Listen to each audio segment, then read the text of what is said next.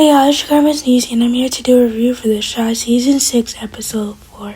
The episode starts off with it being 420, and Duda is in the shower with his new love interest, Bianca, who's played by Jill Marie Jones, aka. They're in the shower hot boxing, and they're about to do the business, and Rosalind walks in and says, "We need to talk."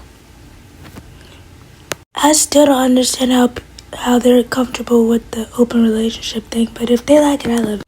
So Rosalind takes Duda into the room, and she tells him that Q is actually an informant for the FBI, and since Duda murdered him, he better be careful, because water doesn't wash away everything, because Duda says he threw him in the river. And Duda was like, "I knew that nigga was ops."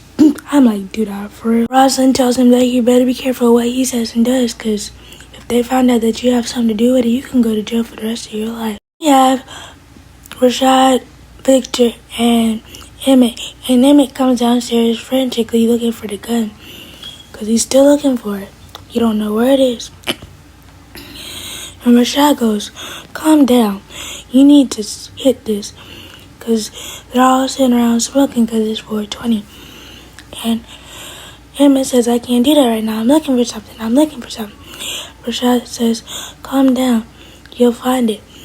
And then they start talking about how they're doing mentally, and how Emmett is stressed out because he got kids and he's juggling a lot, and it's causing a strain on his relationship, and he's scared that he's going to drop something.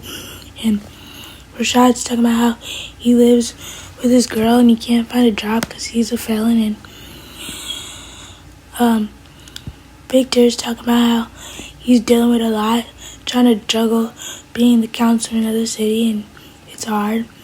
So Victor comes up with the therapy session at the Rock Center, like he told Fatima that he was going to do, to discuss black men's mental health, and Rashad and Emmett agreed to go. Bakari and Nuck are smoking, and Nuck tells Bakari, "You still on me?"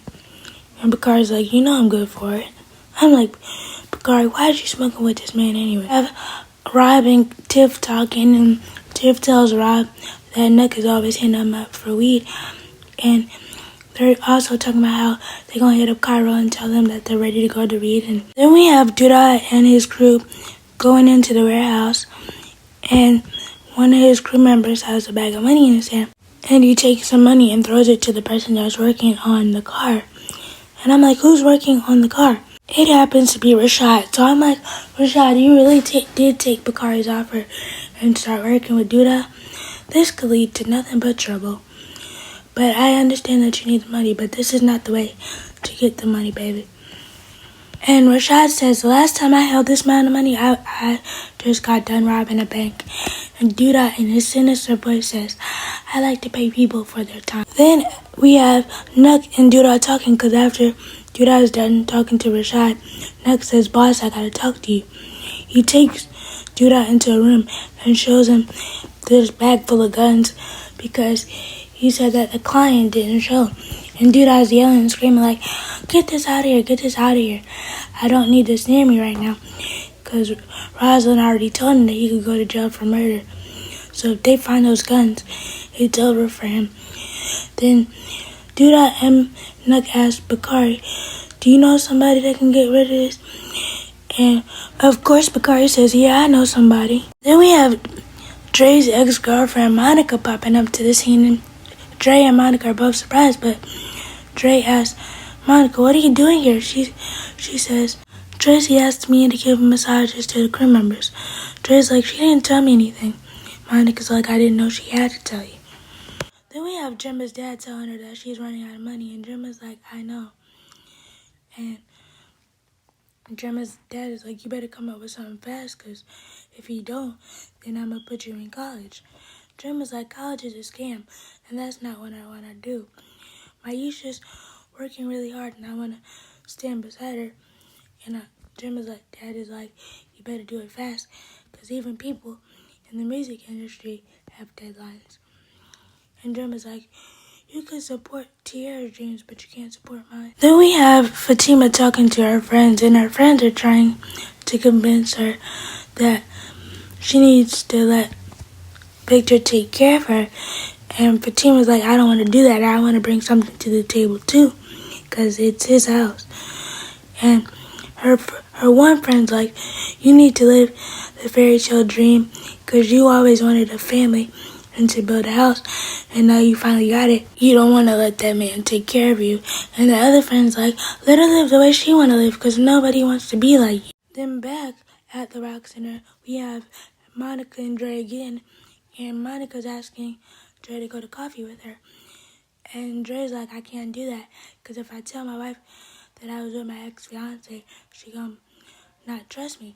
And you know that Nina already has trust issues out of her own guilt because she cheated on Dre before. So this is going to be a test of Dre's loyalty and to see if she will cheat on Nina. Then we have Keisha taking care of the kids, and she's in the kitchen and she hears something break and she curses. And Emmett's son is like, I thought you said no cursing. Then Emmett walks in. She tells Emmett that we need a nanny. And Emmett's like, this is not the Fresh Prince of Chicago. We don't need no nanny. Emmett also tells her that since they got this money, it's been creating nothing but problems with them. And I'm like, that's very true. Because ever since Emmett been working with Judah, all Keisha's been doing is complaining. I understand it, but like, dang girl, lighten up just a little bit. Then we have Gemma in the studio working on a song with Maisha. And Gemma says something about how we need to do that again. And the engineer is like, you can't, because that'll be another rat. Gemma's already stressed out because her daddy told her that she's running out of college fund money.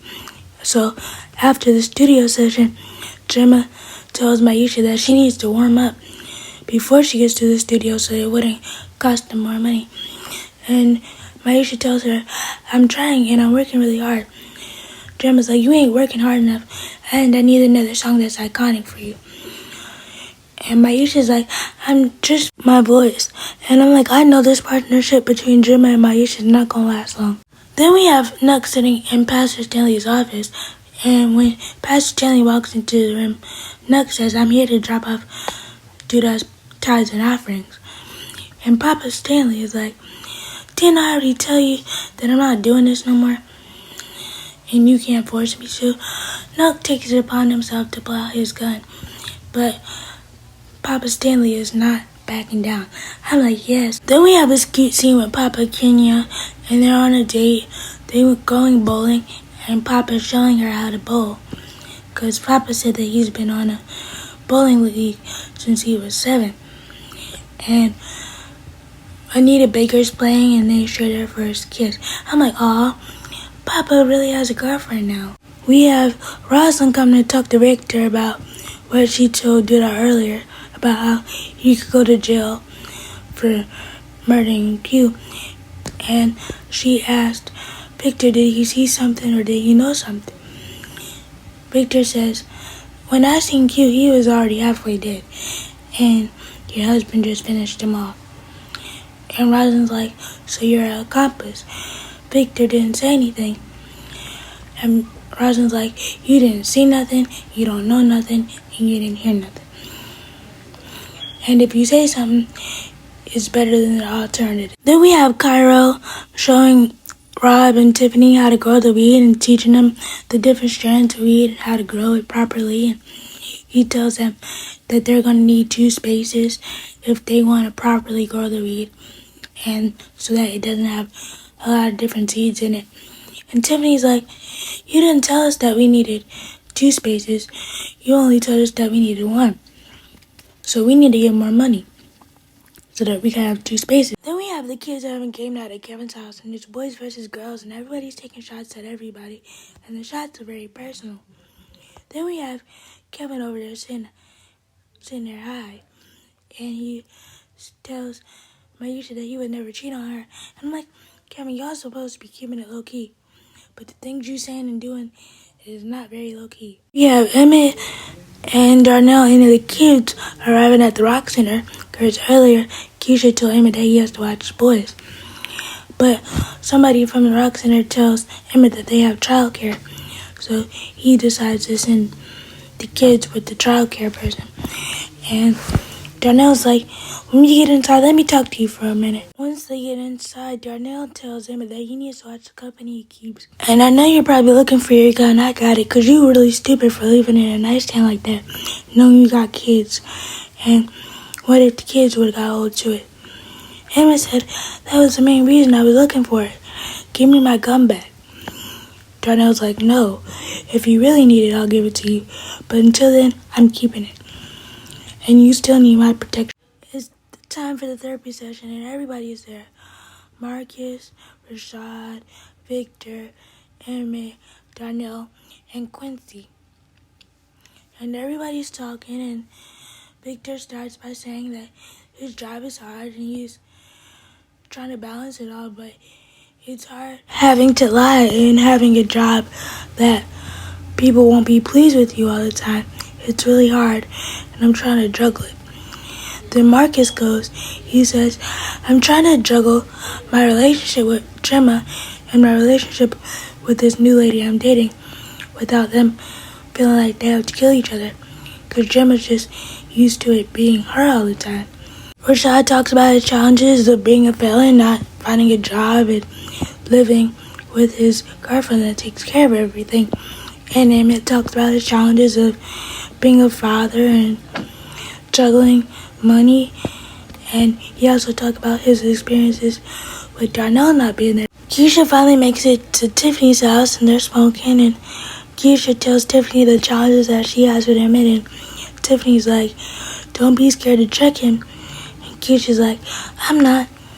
Then we have Jake's designs finally getting recognized, and he's getting some recognition because a rapper is wearing his shirts in one of his music videos.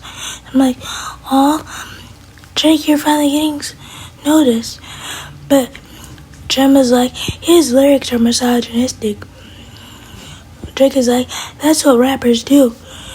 Gemma says, well, if that's what rappers do, what are me and Maisha doing it? Rashad and Deja get invited to dinner at Darnell and Jada's house, right along with Marcus and his girlfriend. And Rashad is surprised to see Tiara.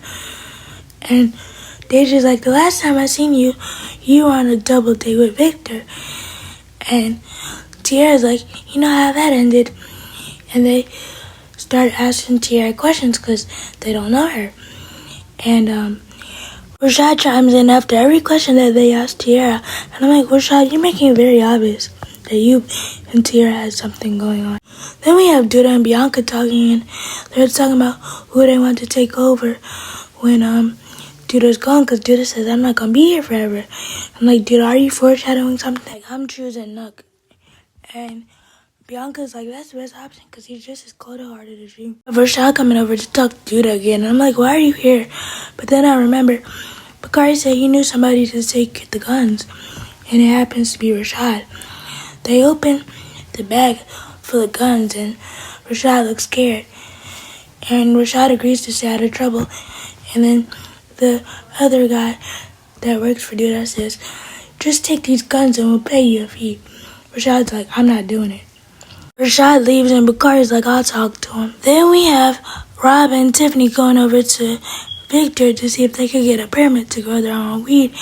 Quincy tells them that he'll sign the permit once he wins inauguration. And Tiffany's like, how long would that take? Quincy's like, 6 months. Then Tiffany walks out the room because she's over it.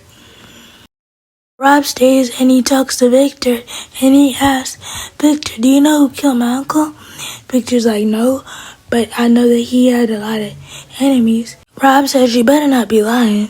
Tiffany's outside in the car waiting on Rob, and she tells Cairo, because Cairo was there too, that she's going to do the deal. And Cairo's like, you need to talk to your man first. And Tiffany's like, he's with whatever I'm with. Then we have Nut going over to Emma's to drop off the bag of money. And Emma's like, I'm not taking this because what if my girl finds it?